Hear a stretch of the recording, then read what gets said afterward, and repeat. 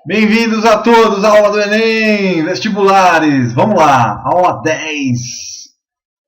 Vamos agora, informação genética. Como funciona então o código genético e a formação de proteínas. Então, formação, síntese, né, melhor dizendo, de proteínas. Vamos lá, é isso que a gente vai ver nessa aula. Bem, meus queridos, o conteúdo da informação de todas as reações químicas do corpo, o comandante geral é o DNA. Ele está contido em cromossomos ou na cromatina, quando não há cromossomos. Então aqui a gente vê duas cromátides enroladas, com proteínas enroladas, o DNA enrolado em 6 alças de cada lado. Enrolado, por sua vez, em bolinhas, em estonas, né? As famosas estonas, como se fossem fios de telefone enrolados. Então, o DNA ele fica enroladinho nessas estruturas que vocês veem aí, tá? E o DNA, então, ele tem alta capacidade de se enrolar, de ficar dentro do núcleo. Só para vocês terem uma ideia, em 46 cromossomos de uma única célula,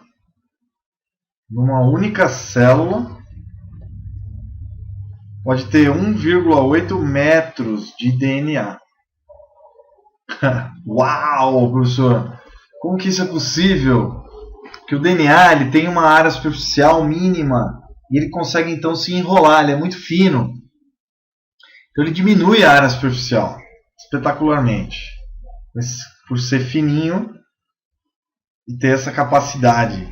Bom, os genes estão contidos dentro do DNA. O DNA tem vários genes. Na espécie humana, aproximadamente 33 mil genes na nossa espécie Homo sapiens. Tá? Então nós temos em torno de 33 mil genes. Cada gene vai ter uma função específica que é formar proteínas. Então a gente tem os genes dentro do DNA e eles vão ajudar na produção de RNAs e depois ajudar na produção de proteínas. Ok? Bom, essa é a parte mais importante que a gente tem que estudar. Então o DNA é o ácido desoxirribonucleico, uma fita dupla, uma dupla hélice, tá? Contendo então uma base nitrogenada, duas bases, os pares A e T, T e A, C se liga com G, guanina, e guanina se liga com citosina. Adenina com timina, 2 pontos de hidrogênio, tá? E citosina e guanina, 3 pontos de hidrogênio entre elas. Então essa ligação aqui entre as bases nitrogenadas.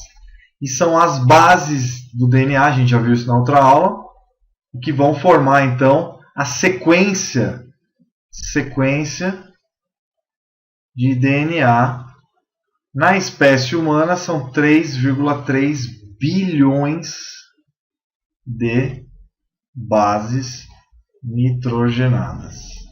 Numa outra aula a gente viu que existem ainda o grupo fosfato, que vai estar aqui, o grupo fosfato e ainda o açúcar.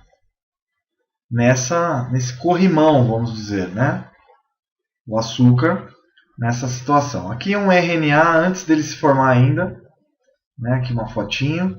Agora uma visão geral para vocês terem uma ideia da aula de hoje. A gente vai ver hoje como que se dá a formação das proteínas. Então, o DNA ele manda produzir RNA mensageiro.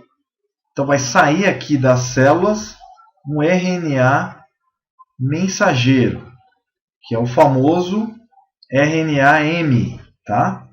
Esse RNA-M ele é composto por códons. Então, cada uma dessas estruturas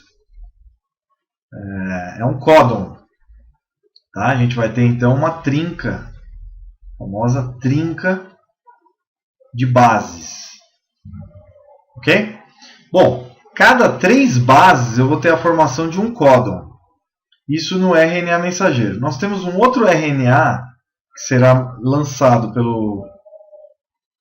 comandado pelos genes, pela produção de genes, do núcleo para o citoplasma, que é o RNA transportador. E ele vai transportar aminoácidos. Esse é o nosso símbolo para aminoácidos. E ele tem um antissistema. Se for UUA, o nosso anticódon será AAU. Então, A se liga com U se liga com A, T se liga com A, C se liga com G e G se liga com C. Aqui no RNA e aqui no DNA, mas no DNA não tem U, é T. Tá? Então, U é somente em RNA, que é a chamada, nós temos a adenina, temos a uracila, são bases, temos a citosina e ainda tem guanina. No DNA, nós temos então sempre uma dupla, T se liga com A, aqui A se liga com T, G se liga com C e C se liga com G. Então, aqui é A, aqui é U. Então, essas são as possibilidades de formação do RNA. Então, o DNA comanda a produção de RNA mensageiro. Bom, voltando à análise do que é a produção de proteína, a gente tem que ver primeiro a regra de como funciona. Vocês viram que, inicialmente, a informação genética está contida no DNA, nos seres vivos que têm células. E ele manda um pau mandado, que é o RNA. Então vamos ver aqui como é então, a regra central da biologia. O DNA ele é transcrito em RNA mensageiro, transportador e ribossomal. E aí ocorre a tradução dessa linguagem do DNA para a produção de proteínas, com a união dos aminoácidos. Então, vários aminoácidos vão gerar, então, proteínas, tá? Então, a gente tem a formação de proteínas. Então, o DNA, a RNA polimerase, que é uma enzima, aqui agora vamos especificar, agora dentro do núcleo da célula. Então, o DNA ele é uma fita dupla, contém as bases nitrogenadas, tá? Essas bases serão lidas e uma das fitas do DNA será aberta para a produção de RNA.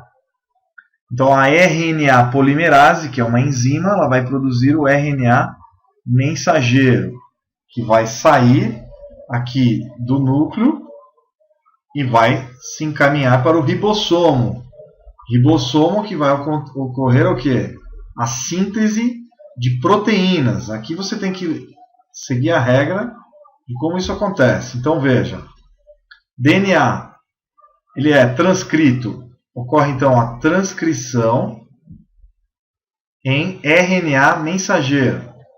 Então o RNA mensageiro, esse mensageiro ele é como um carteiro, ele é como um office boy, é como um e-mail. Ele vai mandar a mensagem para a produção de proteína. Então DNA, vamos fazer proteína. Aí RNA polimerase vai atuar na produção do RNA. O RNA vai se encaminhar, então, para o ribossomo, que é essa estrutura aqui, essa bola cinza. A cada passagem do RNA, com 3 bases, que é chamado códon, nós temos, então, um anticódon, que vai estar presente aqui. O famoso anticódon. Do RNA, o quê? Transportador ou transferidor, que vai transferir um aminoácido para a produção de proteínas, aqui no caso, uma proteína que está nascente. Ok? Então veja, com a chegada do RNA mensageiro, que é esse aqui, ó, ocorre a chegada do RNA o quê? Transportador, com essa seta. Ele se encaixa então no códon e tem o anticódon que está aqui. Essas 3 bases vão ler as 3 bases do RNA mensageiro e vão liberar um aminoácido. Tá certo? Cada aminoácido liberado vai ser colocado junto, vai ser lido juntamente. Dentro, então, isso ocorre no citoplasma. Então, vamos lá, vamos rever isso. Então, aqui a gente tem o RNA mensageiro, que sai do núcleo das células. Então, ele sai do núcleo, tá? O RNA mensageiro, com os seus códons. Então, ele é lido dentro do ribossomo, ele é ancorado, e aí chega o RNA transportador, trazendo o aminoácido correspondente do anticódon e o códon que serão lidos. Essas leituras das bases nitrogenadas são químicas, tá? São atrações químicas. Então a gente tem que pensar que são como 3 dedos que se unem, tá? Então esses 3 dedos vão se unir, tá bom?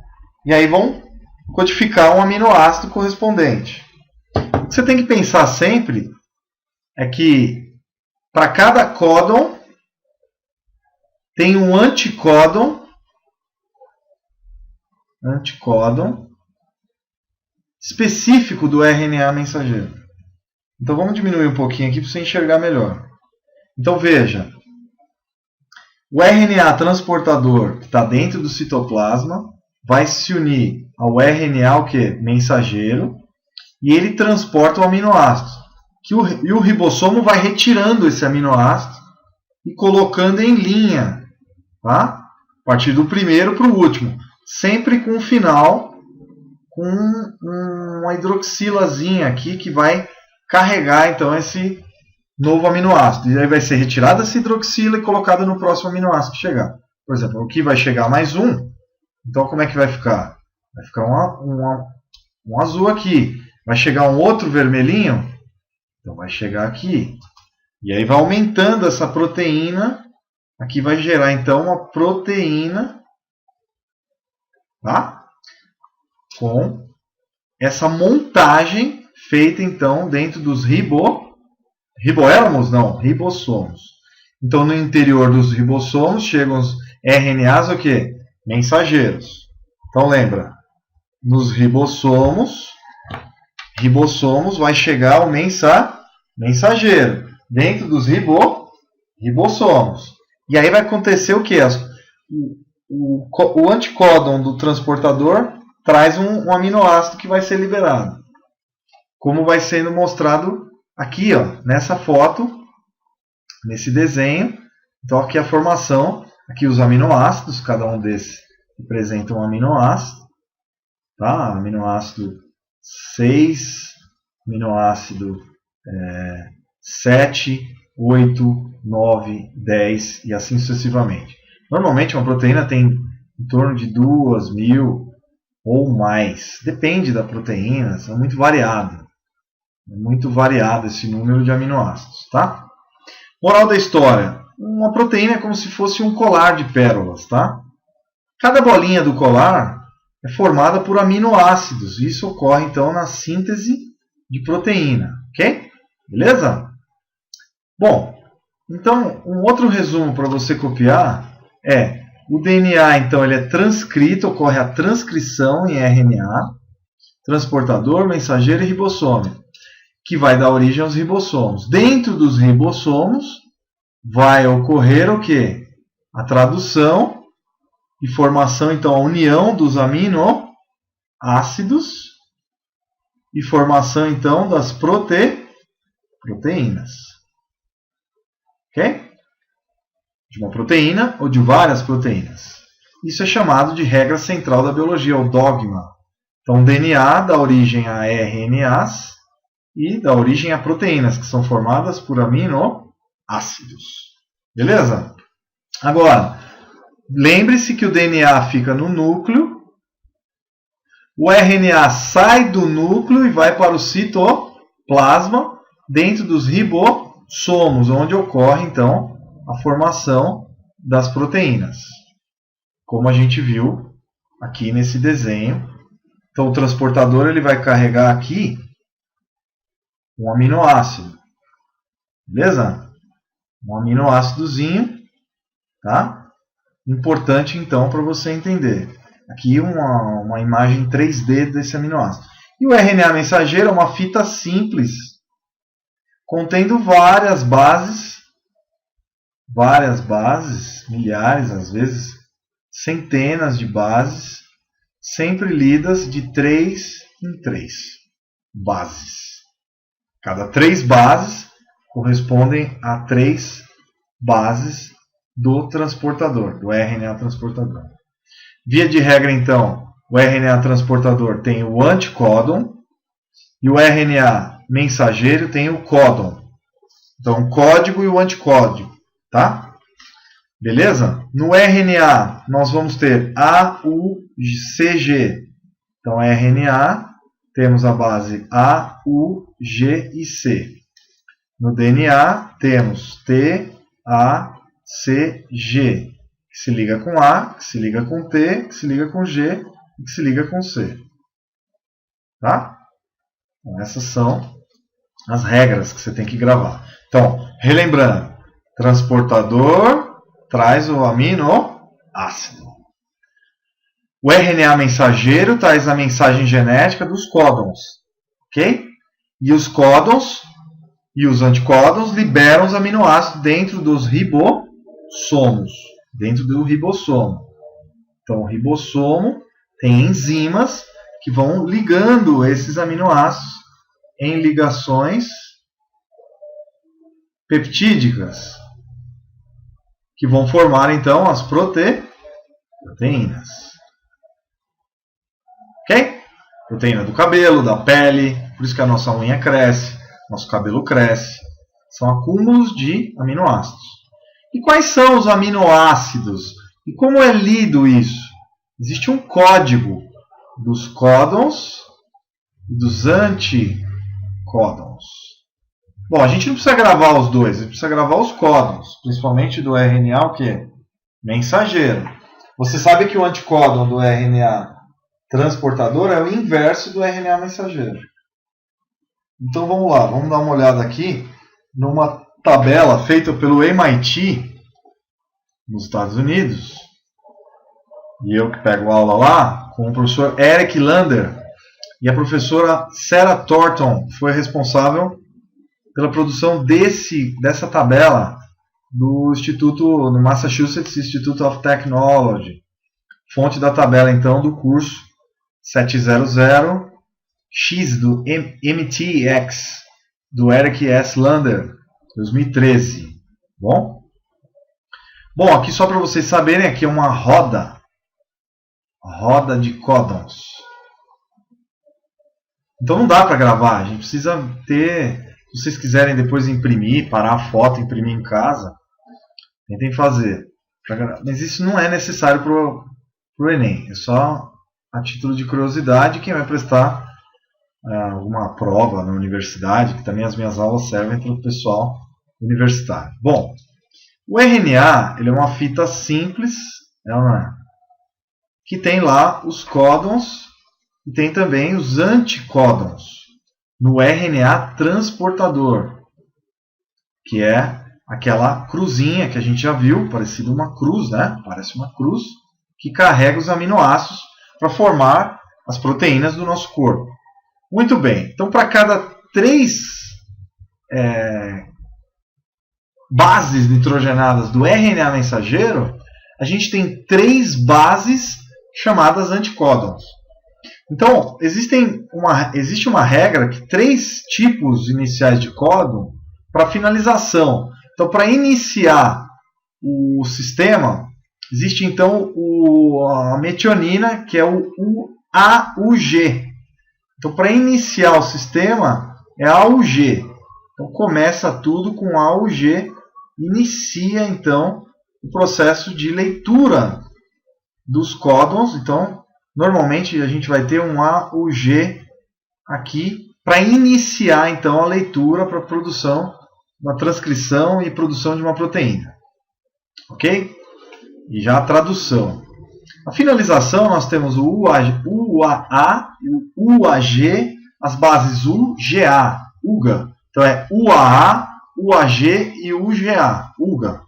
Vão ser então as bases do RNA mensageiro para a parada da leitura e produção do DNA. Então aqui a gente tem uma infinidade de aminoácidos: arginina, serina, lisina, asparagina, treonina, metionina, isoleucina, arginina, glutamina, histidina, prolina, leucina, triptofano. Aqui código de parada UGA ou UG, né? Então que a gente viu agora há pouco.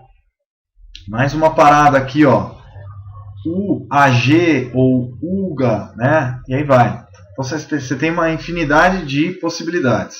Como que eu sei a quantidade total de códons que eu vou ter? Existe uma regra que é 2 elevado ao número de bases.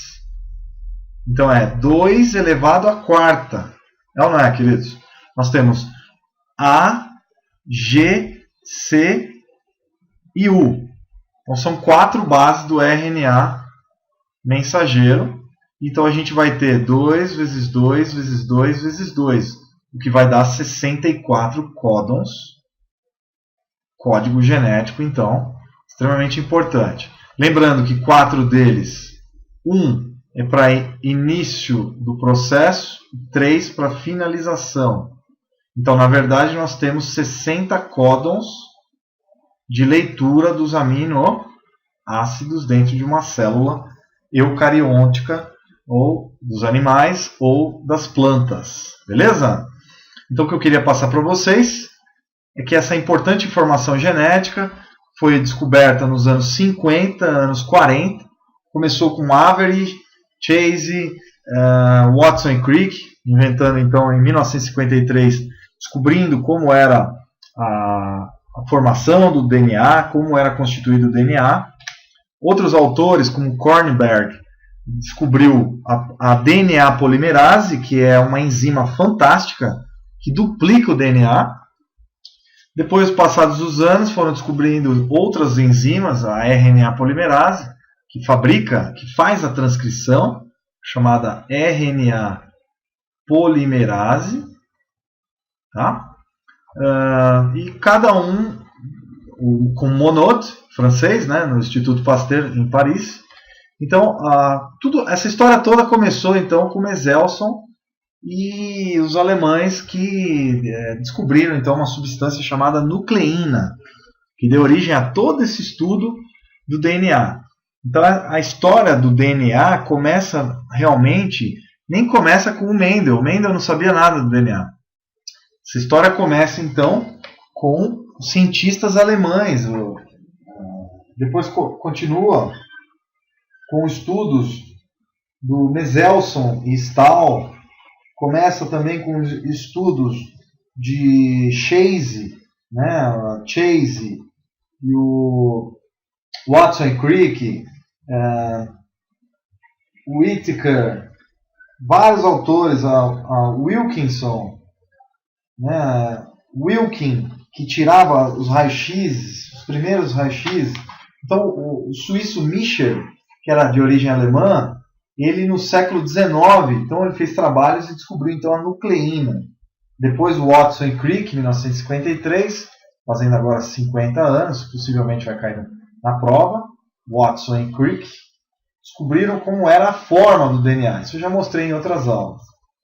Depois, em 56, Kornberg descobriu a enzima que duplicava o DNA. Depois, Oswald Avery, MacLeod e Marceline McCart descobriram então de que era feito o DNA.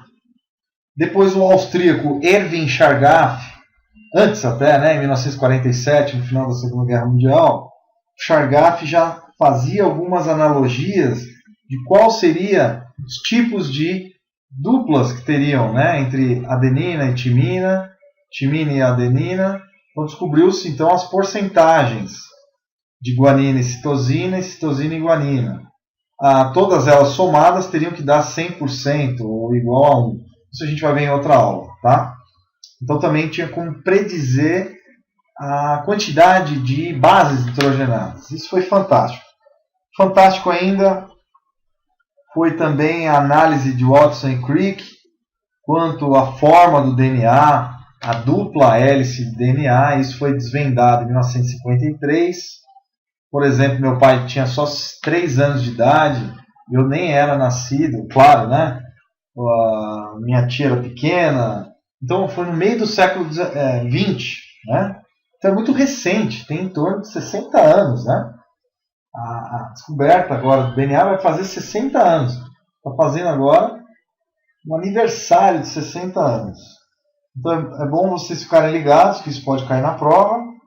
E depois eu vou falar de alguns detalhes a mais.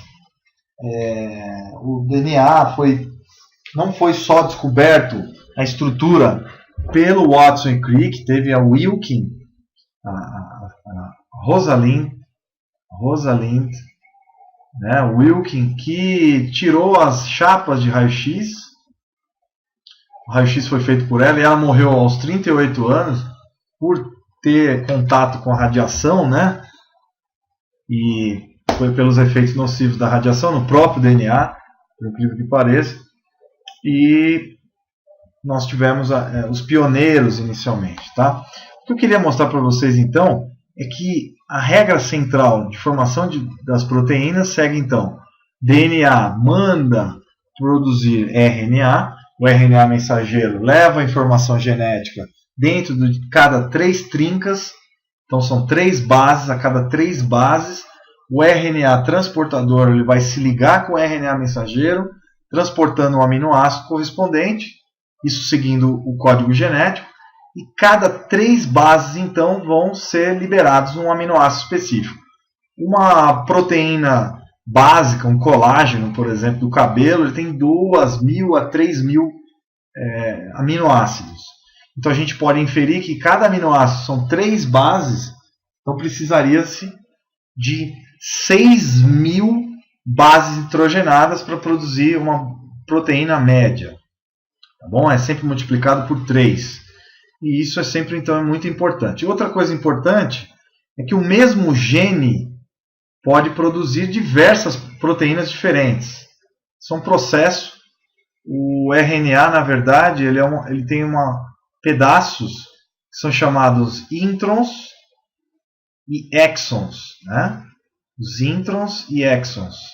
Esses introns em verde, que estou colocando em verde, eles podem ser lidos ou não. Então, o RNA mensageiro, o pré-RNA, ele tem esses introns e exons, que corresponde ao DNA que corresponde à proteína e um DNA que não corresponde a nada, como se fossem vírgulas de uma frase. Tá? Eles seriam reguladores da produção de proteína.